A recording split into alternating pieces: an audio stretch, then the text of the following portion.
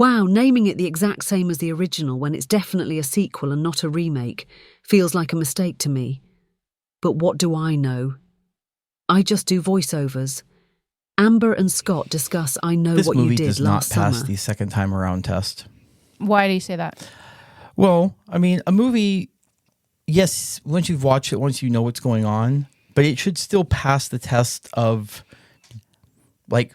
Oh, you mean to watch it again? Yeah, to watch it again. Like, everything should still make sense. Okay. I don't follow. So there was that one scene with, I don't know, who's the killer in Freddie Prinze Jr.? Ray. No, the other one, the girl. Samantha? Was it Samantha? Stevie. They had that scene where they're talking, like just alone, just those two, loading up things. He's like, I'll make sure that nothing bad happens to you. It's fine. Like they were talking as though they didn't know who the killer was and everything. Well, yeah, it was y'all. Well, he still could make sure that nothing happened to her. Well, yeah, but... I mean, bait and switch, welcome to horror movies. Yeah, which is what we're talking about today.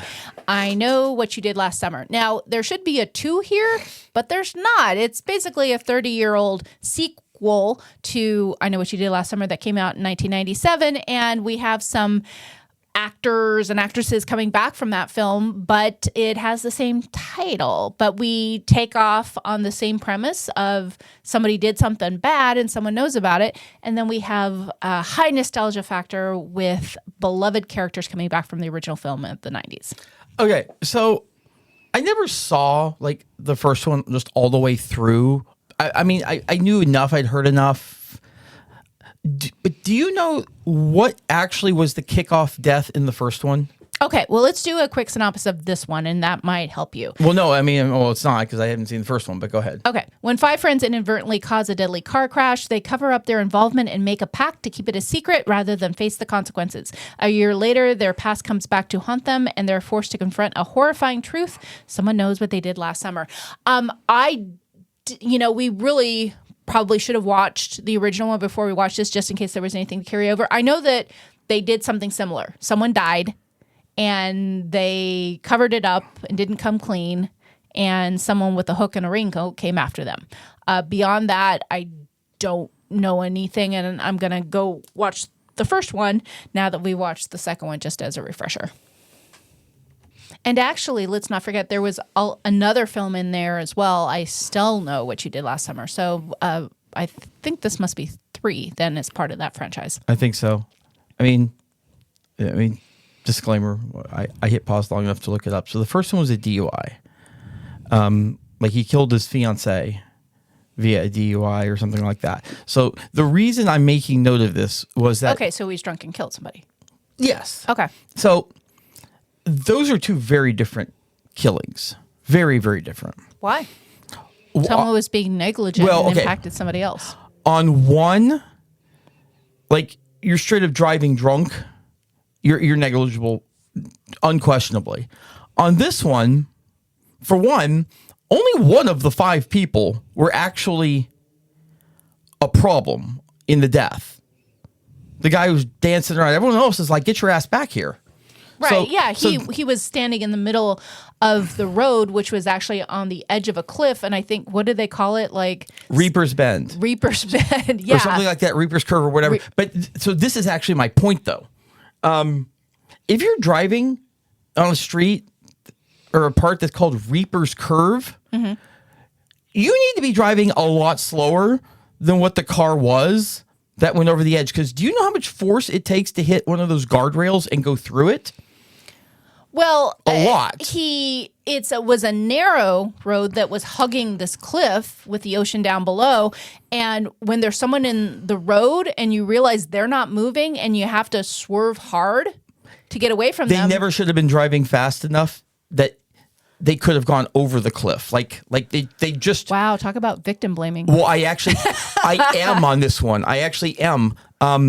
I think he had a lot to do with his own death. Well, also keep in mind what we learn later in the film, spoilers, folks, is that the guy in the car that died was actually getting up there to retrieve Stevie, afraid that she would be put in a situation where she would relapse since she had a prior substance abuse problem, and was trying to get to her You to still get extra you days still off don't in go the situation. racing through Reaper's Curve. I don't know that he was racing. There was no screeching. There was no taking two tires at once. Those guardrails are designed to prevent exact. Now, if there I wasn't, think you're getting a little too lost in reality here. It's a film.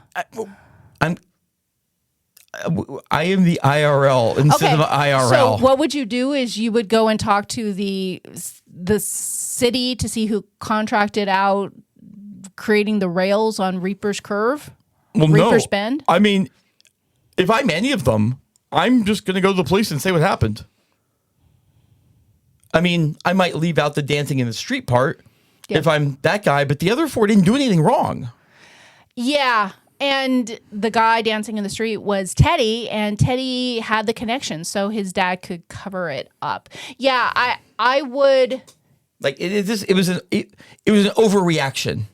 Yeah, I can understand freaking out, but obviously, 5 people are not going to be able to hold up a car that's tipping mostly over the edge of a cliff. So, I mean, it's And that's the thing. They were trying to help. Yeah. I mean, they were desperately trying to wake this guy up and get him out, and like they were doing not only the right for 4 of the 5, not only the right thing, but probably more than you could ask of them to do, because they would have to put themselves in jeopardy. Yeah, really should have been a 10-minute film. They're up there, they're goofing around. Someone takes the curve, goes off of the edge. They go to the cops. They say what happened, and the end. Yeah, A 2-hour movie could have been cut down to about 15 minutes. well, maybe not even that. I think we could have gotten in like 11. The end. So yeah, I mean, what would you do in those situations? Yeah, go to the cops. There is some truth to the fact where they were talking about, potential manslaughter charges, whatever. Teddy, yeah, I mean, there's definitely some culpability there. And I can understand wanting to help your friend, but wow, that's a lot to carry around. And we saw that in the characters who had been struggling over that year, keeping that secret, knowing that this thing happened and that they're hiding it, and they've been hiding it. Yeah, I mean, at least it makes sense how they know what you did last summer, because it was one of them who one of them was who was the bad involved. Guy. Yeah. Though it does seem like there were multiple associates in this. Like the pastor, like he was associated, it seems. He was part of the killings, it appeared. How so? Well, he had a whole thing about Sam and everything. Like, Yeah. I mean, he was a suspect early on, but there was certainly no evidence he had done anything. He was just looked suspicious in the fact that he knew the guy who died, and they were good buddies and whatnot. We discovered this after the fact, but that seemed to make a lot of sense at the time before we knew who the real killers were. well, yeah, but she came out at the end. Who? She, I don't know, the S girl again, Stevie? Stevie? Yeah. Stevie said that basically she killed the pastor to tie up a loose end. Like, she said that. So I think the pastor was helping. Well, because keep in mind that they saw a picture, the police saw a picture of Pastor Judah and Stevie and Ben. So they all knew each other. So Judah doesn't necessarily have to have been a killer for Stevie to have tied up a loose end. He could have just been like, I know that all these people Stevie knew. That's the guy who died. That seems a little, and nobody else really knew that. That was something they discovered later in the I film. still feel like that's a little much for me. I don't think Pastor Judah did was you see the murdering book? people. Did you see the book on his desk? Yeah. That certainly looked like a fire and brimstone type retribution. He was talking about retribution and yeah, well, some religions are a little dramatic. yeah, I think, and then yeah.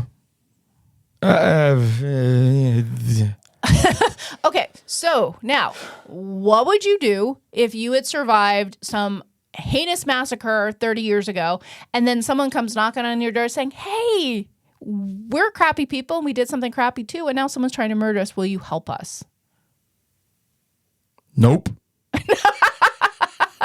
Okay. Well, we have our 10-minute movie. We have our 10-minute episode. Nope. A lot of theory on, or a lot of therapy on that one to get over 30 years ago. You want me to relive it? Nope. Yeah, and that's the thing is you don't really get over it.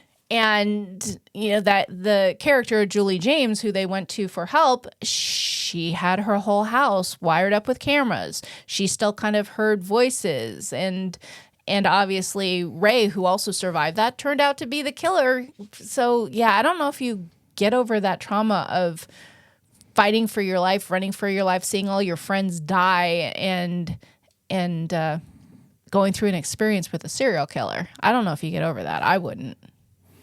Also, I don't know if you kept kill count. I did not keep kill count. I did. Do you know what the gender breakdown was? Mostly boys. And when you say mostly, you mean all but one. Okay. The Live, Laugh, Slaughter girl was the only girl who died. Oh, really? In the whole movie. I thought about it. It was 7 boys, 1 girl. Huh. That's actually, you know what? I think that's what happens when 30 years passes. Is that the gender breakdown in a horror movie after 30 years maybe shifts and we're like, maybe we just don't have girls running slow motion, falling in the grass, getting slaughtered anymore. Maybe we're just going to start slaughtering the guys. I think that's progress. I mean, I guess it's one way to get there to feminism. I still... Like, when you know there's danger in a certain direction, don't go towards that direction. But they didn't go through that direction. It started with this thing happened. They covered it up with the help of Teddy's dad. A year passes. They come back for Danica's bridal shower. Danica's fiance. Because the pool's all blinking on lights. Hey, let me go. Like, clearly there's something effed up going on here. Okay, well, that he was just collateral damage. He was Danica's new fiance. But that was after Danica got a message at her bridal shower with just a card in it that said, I know what you did last summer. So they were trying to move on. They weren't looking for trouble. They're like, who the heck sent this? And the killer's first kill was someone who wasn't even part of that group or had anything. But the killer, which we know now is Stevie, wanted to kill the people that the other people loved. Yeah, have them experience loss because the guy who died on the cliff was actually Stevie's boyfriend. So like the graveyard groundskeeper? Yeah, that seemed gratuitous. Like, really? I mean, yes, he was trying to help. He was trying to find some tape. It just seems like you could have knocked him out. You didn't really have to put a whole hook through him. Yeah.